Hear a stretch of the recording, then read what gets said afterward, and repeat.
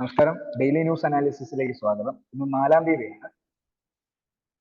നമ്മളെ എഡിറ്റോറിയലിലെ ന്യൂസ് എന്താണെന്ന് നമുക്ക് അനലൈസ് ചെയ്യാം. ആദ്യത്തെ news IT searches A form of extra constitutional power എന്നായിരുന്നു. അതിന്റെ ഇൻട്രൊഡക്ഷൻ നല്ല ഭംഗിയായിട്ട് ഹിന്ദുവിനകത്ത് കൊടുത്തിട്ടുണ്ട്. ഇൻ ഓഗസ്റ്റ് 2017 നമുക്കറിയാവുന്ന കാര്യമാണ് എന്താണ് സുപ്രീം കോർട്ട് ഓഫ് ഇന്ത്യ ഒരു വെർഡിക്റ്റ് പുറപ്പെടുവിച്ചു. KS Puttaswamy versus union of India verdict. അതിനകത്ത് എന്താണ് പ്രത്യേകത? ആർട്ടിക്കിൾ 21 റൈറ്റ് ടു പ്രൈവസി ഒരു ഫണ്ടമെന്റൽ റൈറ്റ് ആയിട്ട് നമ്മൾ ആഡ് ചെയ്തു.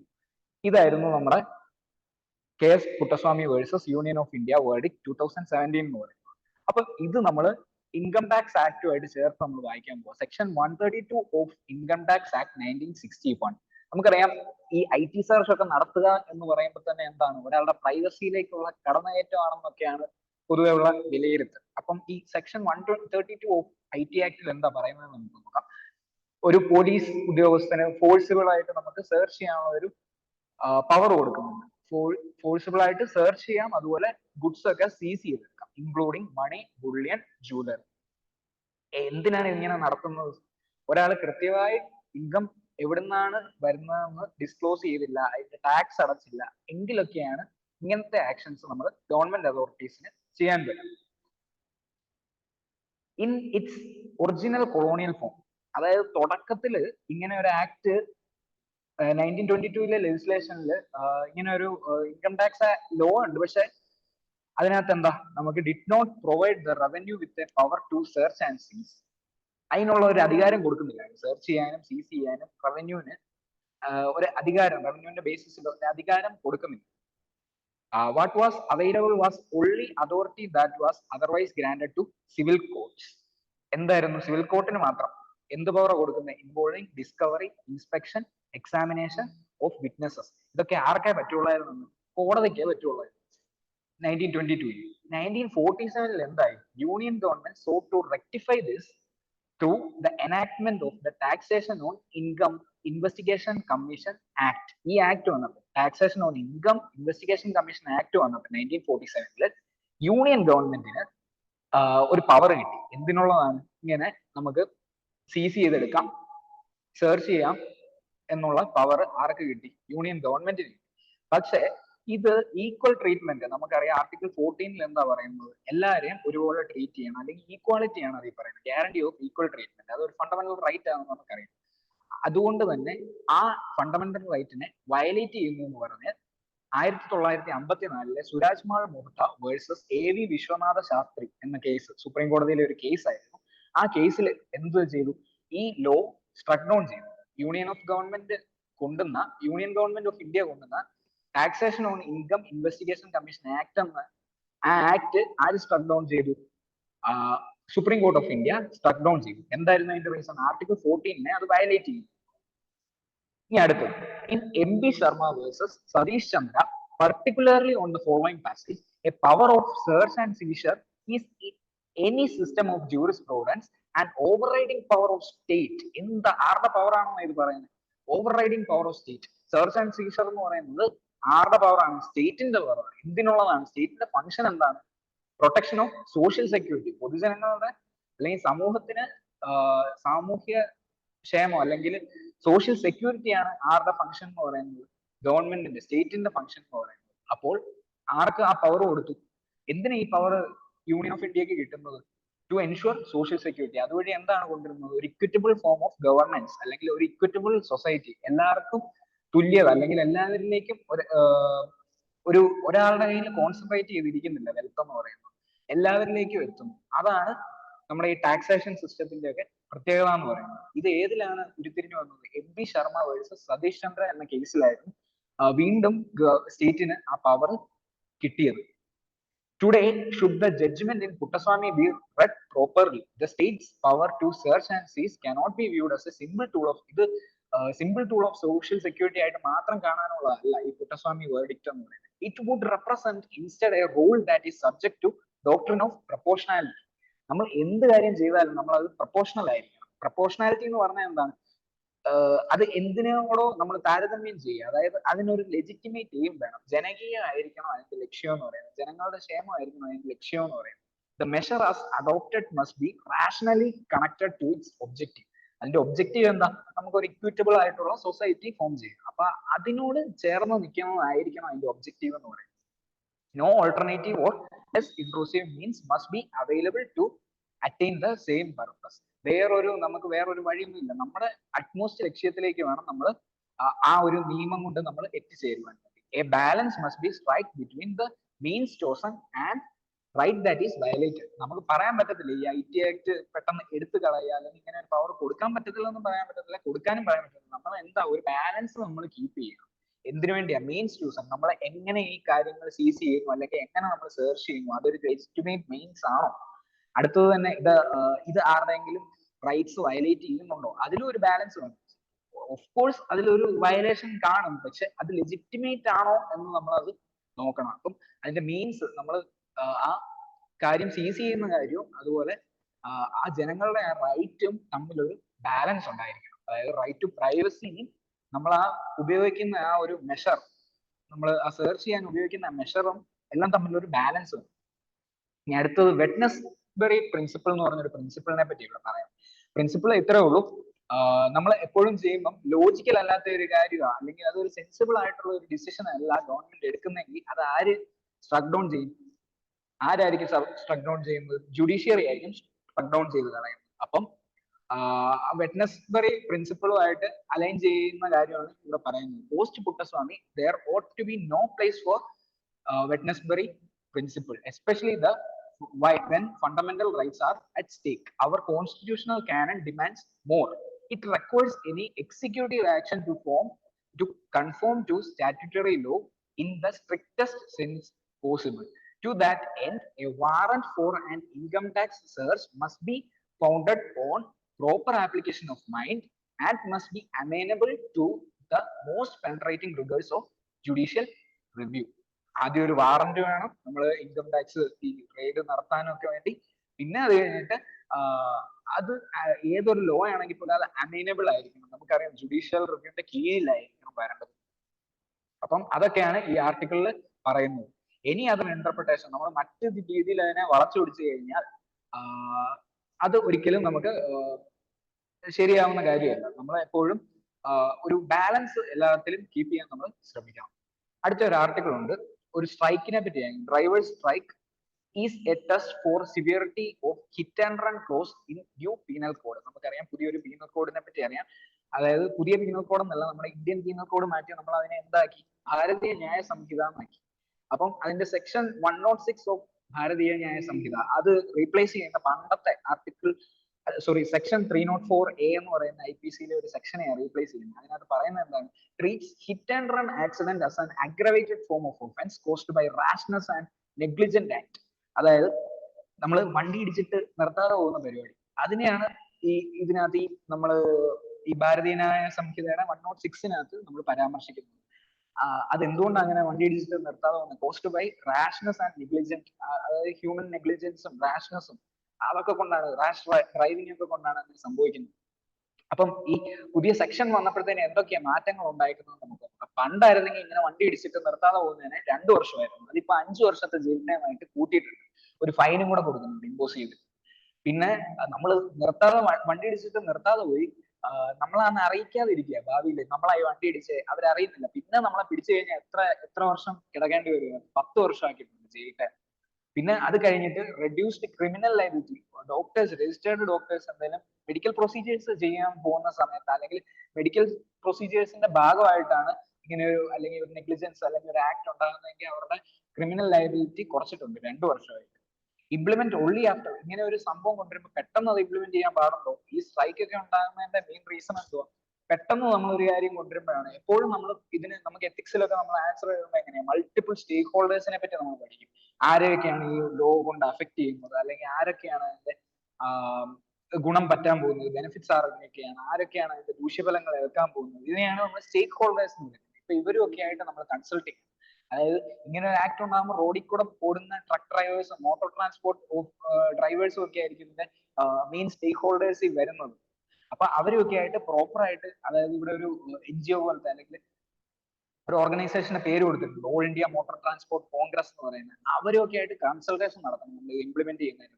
അല്ലെങ്കിൽ സ്ട്രൈക്ക് ഒക്കെ ഉണ്ടാകും. പിന്നെ തന്നെ ഈ സ്ട്രൈക്ക് ഒക്കെ ഉണ്ടാകുന്ന ഇങ്ങനെ ഒരു കാര്യത്തിനെതിരെ സ്ട്രൈക്ക് ഉണ്ടാകുന്നത് നിങ്ങൾ തന്നെ ആലോചിച്ച് നോക്കിയാൽ അത് ജസ്റ്റിഫയബിൾ ആണ്? അതൊരു അൺജസ്റ്റിഫൈഡ് ആയിട്ടുള്ള കാര്യം. നമുക്കറിയാം റോഡിൽ ഏറ്റവും കൂടുതൽ ആക്സിഡന്റ്സ് ഉണ്ടായിട്ടാണ് മരണം സംഭവിക്കുന്നത്, അല്ലെങ്കിൽ one of the leading causes of death ആണ് എന്ത് നമ്മുടെ ഈ റോഡ് ആക്സിഡന്റ്സ് എന്ന് പറയുന്നത്. അപ്പൊ അങ്ങനെ അത് തടയാൻ വേണ്ടി നമ്മളൊരു നിയമം കൊണ്ടുവരുമ്പോൾ അതിനെതിരെ ഇങ്ങനെ ഒരു സമരം നടത്തുക എന്നൊക്കെ പറയുന്നത് ജസ്റ്റിഫയബിൾ ആണോ? നമ്മൾ അതൊരു ക്വസ്റ്റ്യൻ ആണ്. കറന്റ് കണ്ടീഷൻസ് ഓഫ് റോഡ് നമ്മൾ എപ്പോഴും പറയും, ഇങ്ങനെയൊക്കെ നിയമം കൊണ്ടുവരുമ്പോൾ പൊതുവെ വരുന്ന കൗണ്ടർ ആർഗ്യുമെന്റ് ആണ് നമ്മുടെ റോഡിന്റെ കണ്ടീഷൻ കണ്ടില്ല, ആദ്യം അത് നന്നാക്കാം എന്നിട്ട് വേണം ഇങ്ങനത്തെ നിയമം കൊണ്ടുവരാൻ. അപ്പം കറന്റ് കണ്ടീഷൻസ് ഓഫ് റോഡ് അത് ടേക്കൺ ഇൻ ടു അക്കൗണ്ട്. നമ്മൾ കണ്ടില്ല എന്ന് നടിക്കരുത്. അപ്പം current conditions of road, whether the law should focus on a comprehensive, ഇങ്ങനെ ശിക്ഷ കൂട്ടാൻ മാത്രമാണോ നമ്മൾ ഒരു ലോ കൊണ്ടുവരേണ്ടത്? Comprehensive accident prevention policy package കൊണ്ടുവരണം. പിന്നെ അത് കവർ ചെയ്യേണ്ട എന്തൊക്കെയാണ്? ഇംപ്രിസൺമെന്റിനെ കുറിച്ച് പറയണം, അതിന്റെ കോമ്പൻസേഷൻ, എന്തെങ്കിലും അപകടം പറ്റിക്കഴിഞ്ഞാൽ അതിന്റെ കോമ്പൻസേഷൻ കൊടുക്കുന്നതിനെ പറ്റി ക്ലിയർ ആയിട്ടുള്ള ഗൈഡ് ലൈൻസ് കൊണ്ടുവരണം. സേഫ്റ്റി, റോഡ് സേഫ്റ്റിയുടെ കൃത്യമായ പ്രോട്ടോകോൾസ് കൊണ്ടുവരണം. കൃത്യമായിട്ട് ആളുകളെ എഡ്യൂക്കേറ്റ് ചെയ്യണം. ഇതെല്ലാം കൂടെ വെച്ചുകൊണ്ട് കോംപ്രിഹെൻസീവ് ആയിട്ടുള്ള ഒരു പാക്കേജ് വേണ്ട കൊണ്ടുവരാൻ. ഇതാണ് ഈ ആർട്ടിക്കിളിൽ നമ്മുടെ ഓതർ ചോദിക്കുന്നത്. ഇനി അടുത്തൊരു ആർട്ടിക്കിൾ ഉണ്ട്, the dispute on India's depth burden. നമുക്ക് ഇതിന്റെ ഒരു ജിസ്റ്റ് നോക്കാം. ഇത് നമുക്ക് അറിയാവുന്ന കാര്യമൊക്കെ തന്നെയാണ്. അനാപത്തായിട്ടുള്ള പൈസ ചെലവ്, കളയല്, ദൂർത്തുണ്ടാവല്, നമ്മുടെ ഗ്ലോബൽ പബ്ലിക് ഡെപ്റ്റ് അത് കുറയ്ക്കണം, നമ്മുടെ അതിനെ കുറിച്ചൊക്കെ പറയുന്ന ഒരു ആർട്ടിക്കിൾ ആണ് ഇത്. ഇതിനകത്തെ മെയിൻ ആയിട്ടുള്ള ജിസ്റ്റ്, നമ്മൾ ഏതൊരു ആർട്ടിക്കിൾ വായിക്കുന്നത് അതിന്റെ ജിസ്റ്റ് നമുക്ക് മനസ്സിലാകണമെങ്കിൽ ഈ ടൈറ്റിൽ നോക്കുക, അതിന്റെ താഴത്തെ നമ്മുടെ ഈ ബ്ലാക്ക് കളറിലെ ഡാർക്ക് ചെയ്ത ഭാഗങ്ങൾ നോക്കിയാൽ മതി. To avoid worst case scenarios, the need for fiscal correction is all the most vital this year. നമ്മളെപ്പോഴും ഫിസിക്കൽ പ്രൂഡൻസിനെ പറ്റി പറയുന്നുണ്ട്. അനാപത്തായിട്ട് റവന്യൂ എക്സ്പെൻഡിച്ചർ കൂട്ടാതെ നമ്മളെപ്പോഴും എന്തിലായി ഇൻവെസ്റ്റ് ചെയ്തുകൊണ്ടിരിക്കുന്നത്? ക്യാപിറ്റൽ എക്സ്പെൻഡിച്ചറിലാണ് ഇൻവെസ്റ്റ് ചെയ്തുകൊണ്ടിരിക്കുന്നത്. അതിനൊരു ലോങ് ടൈം ഇമ്പാക്ട് ഉണ്ടാകുന്നത് ക്യാപിറ്റൽ എക്സ്പെൻഡിച്ചർ നമ്മൾ എന്തെങ്കിലും ഇൻവെസ്റ്റ്മെന്റ് നടത്തുമ്പോഴത്തേനും. അതായത് ഭാവിയിൽ നിങ്ങൾക്കറിയാം നമ്മുടെ സൈക്ലിക്കൽ അതൊരു വെർച്വസ് സൈക്കിളിലേക്ക് മാറും. വിഷ്യസ് അല്ല, വെർച്വസ് സൈക്കിളിലേക്ക് മാറും. അതായത് നല്ലൊരു സൈക്കിളിലേക്ക് മാറുന്ന കാര്യത്തിനെ കുറിച്ച് എക്കോണമിയിലെ വെർച്വസ് സൈക്കിളിനെ പറ്റി കേട്ടിട്ടുണ്ട്. അതായത് നമ്മളൊരു ക്യാപിറ്റൽ എക്സ്പെൻഡിച്ചർ കൊടുക്കുമ്പോൾ എന്താ, അവിടുത്തെ ഓട്ടോമാറ്റിക്കലി എംപ്ലോയ്മെന്റ് കൂടും, ആളുകൾക്ക് ജോലി കിട്ടും, അപ്പൊ അവിടെ ഫാമിലി വളരും, അല്ലെങ്കിൽ അവിടുത്തെ വീട്ടിലെ ആളുകൾക്ക് നല്ല വിദ്യാഭ്യാസം കിട്ടും, അത് വീണ്ടും അവിടെ പ്രൊഡക്ഷൻ ഉണ്ടാകും, സൊസൈറ്റിയിലേക്ക് അത് തിരിച്ചൊരു ലൂപ്പായിട്ട് വീണ്ടും അതൊരു സർക്കുലർ ലൂപ്പ് പോലെ പോകുന്നതിനാണ് വെർച്വൽ സൈക്കിൾ എന്ന് പറയുന്നത്. അപ്പൊ അങ്ങനെയുള്ള കാര്യങ്ങളിൽ വേണം കൂടുതലായിട്ട് ഫോക്കസ് ചെയ്യാൻ. നമ്മൾ എപ്പോഴും അറിയാം, നമുക്ക് സുപ്രീം കോടതിയൊക്കെ പറയുന്നതാണ് ഫ്രീ ബീസിന് എതിരാണ് എല്ലാവരും. അപ്പൊ അങ്ങനത്തെ കാര്യങ്ങളൊക്കെ കുറയ്ക്കണം, നമ്മുടെ ഡെപ്റ്റ് കുറയ്ക്കണം, കുറച്ച് കാര്യങ്ങളൊക്കെയാണ്. IMF-നെ കുറിച്ചൊക്കെ പരാമർശിക്കുന്നുണ്ട്. നമുക്കറിയാവുന്ന കാര്യമാണ്. ഞാൻ ജസ്റ്റ് ഇട്ടെന്നേ ഉള്ളൂ, GS3-ക്കകത്ത് വരുന്ന ടോപ്പിക്കാന്ന് അറിയാൻ വേണ്ടി ഇട്ടെന്ന് മാത്രമേ ഉള്ളൂ.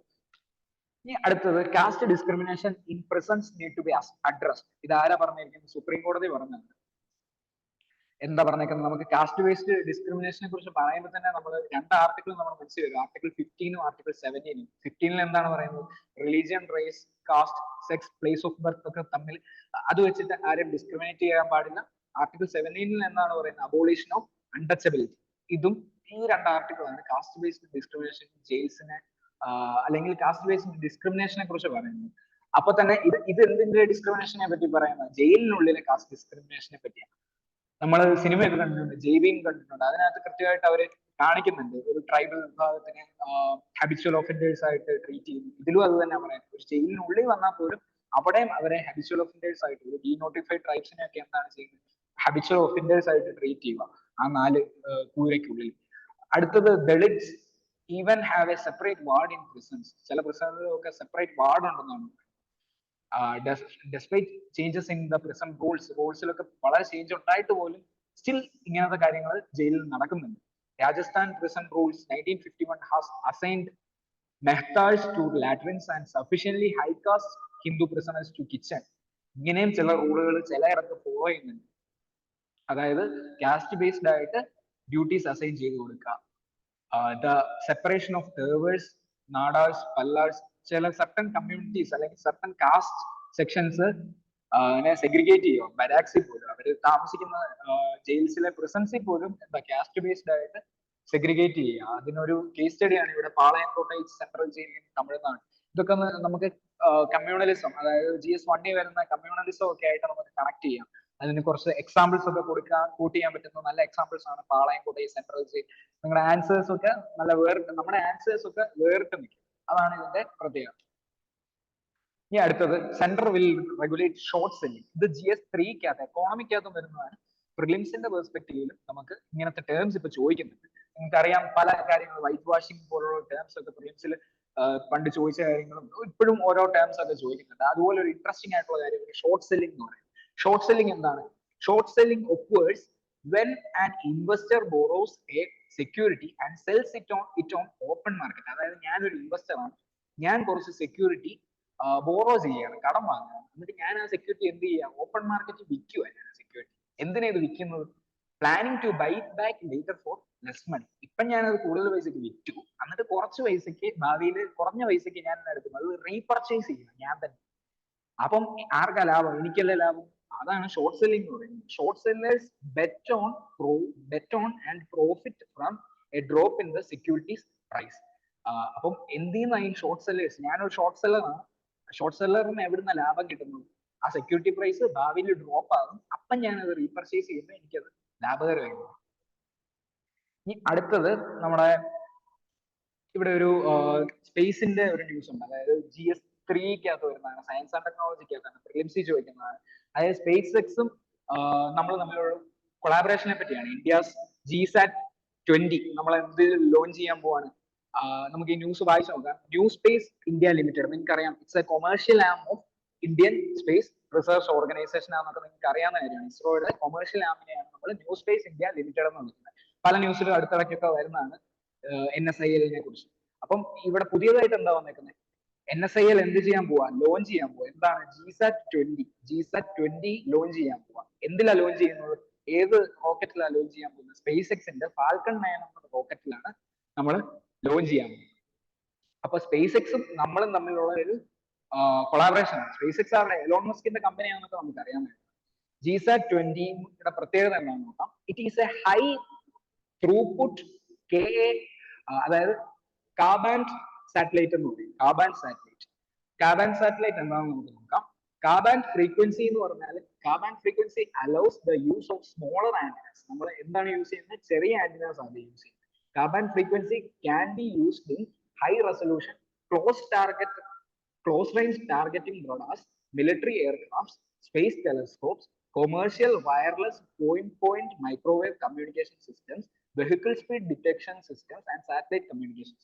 അതായത് ഹൈ റെസൊല്യൂഷന് വേണ്ടി ചെറിയ ആന്റിനാസ്, അതായത് മൈക്രോവേവ് വേവ് ലെങ്തിലായിട്ട് പ്രവർത്തിക്കുന്ന ഈ കാബാൻഡ് ഫ്രീക്വൻസീസ്. അപ്പൊ ഇതിലാണ് എന്ത് റൺ ചെയ്യാൻ പോകുന്നത്? GSAT എന്ന സാറ്റലൈറ്റ് GSAT-20 ഓപ്പറേറ്റ് ചെയ്യാൻ പോകുന്നത്.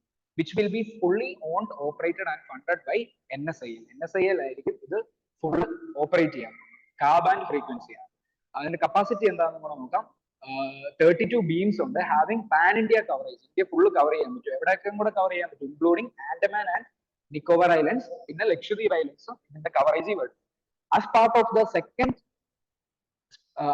of the space sector reforms announced by Union government in June 2020, the NSIL was mandated. NSIL function എവിടെ കൊടുത്തിരിക്കുന്നത്? NSIL എന്ന രൂപം കൊണ്ട് 2020 ജൂണിൽ NSIL ഫംഗ്ഷൻ എന്താ? build, launch, own and